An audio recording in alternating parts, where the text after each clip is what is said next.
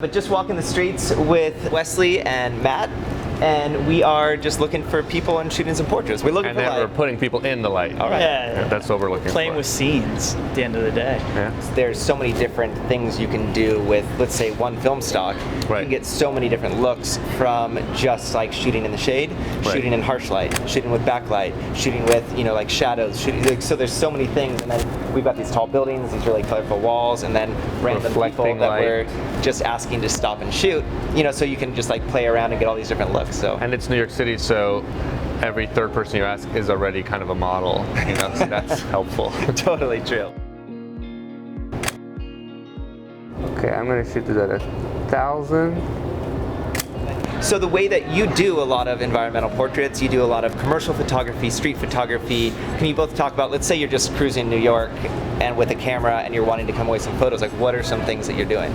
I took the subway to the wrong spot, which is what you did too. I took it one stop too far, but then that was good because I got off there and there was this like crazy shadow coming from a grate.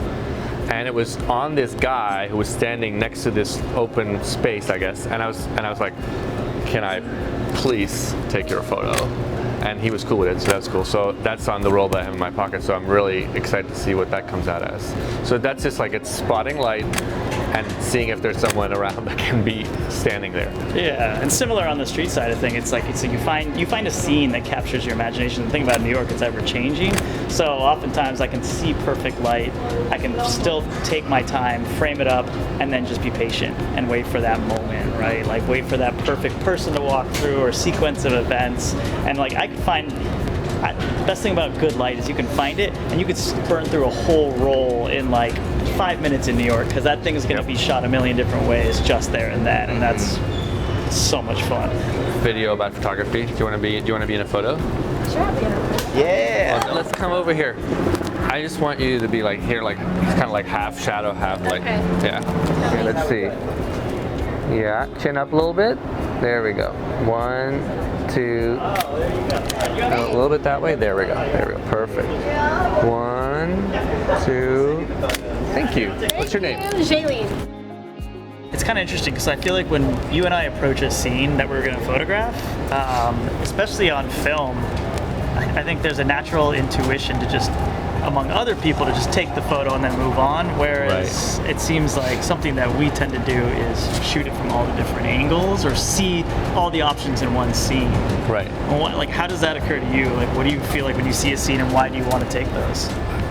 Because I don't know exactly what happens. Yeah. I just want to get multiple shots for like safety, but also for just maybe this angle is more creative looking in the final product on that angle, and so I get a couple of shots. But I learned it the hard way because I've definitely had like super exciting moments, and I would walk away from thinking like, that is an amazing shot, and then I looked at it and I only took one, and it's like slightly out of focus, Yeah, and it's fun because I think what people are scared to make mistakes on film because it's like, okay, money. this roll's done, the money's over, that kind of thing. But what's interesting is it's that idea of the mistake and how can the mistake be part of the art. Right. Because film is this material, tangible thing, right? It's the same with like, say, making a shirt or something like that. If you like a stitch goes the wrong way, is that a mistake or is that like character?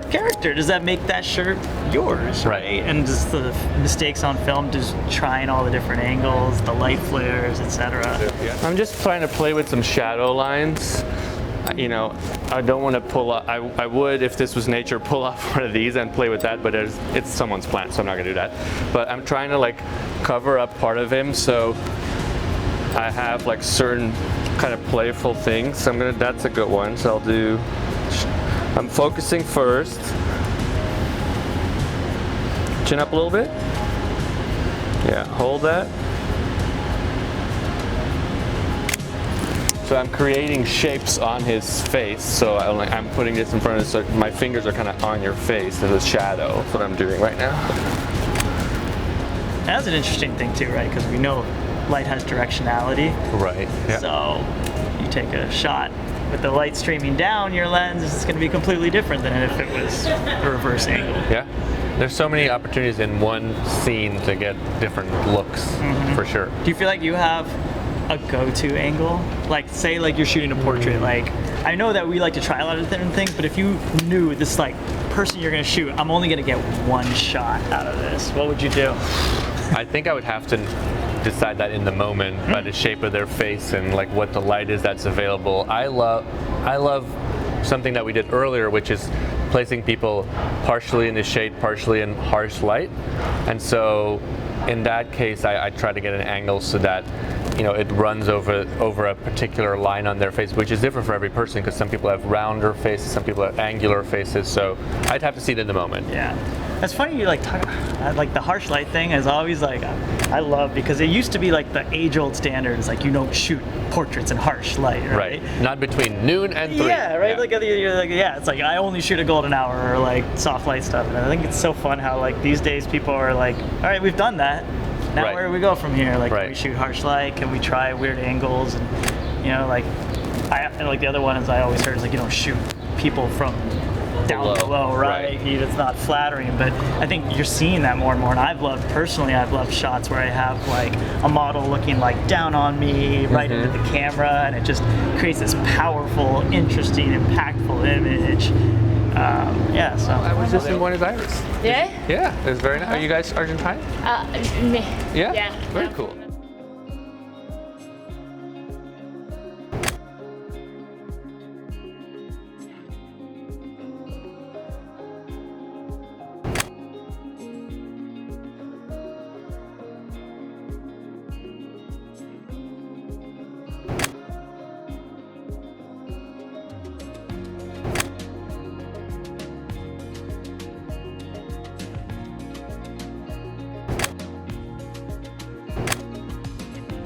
Well, they also say it's good to know the rules so that you can break them, right? So I guess it's useful to hear those things, and then we're probably similar in that we're a little bit stubborn. It's like, oh, I shouldn't shoot someone that way.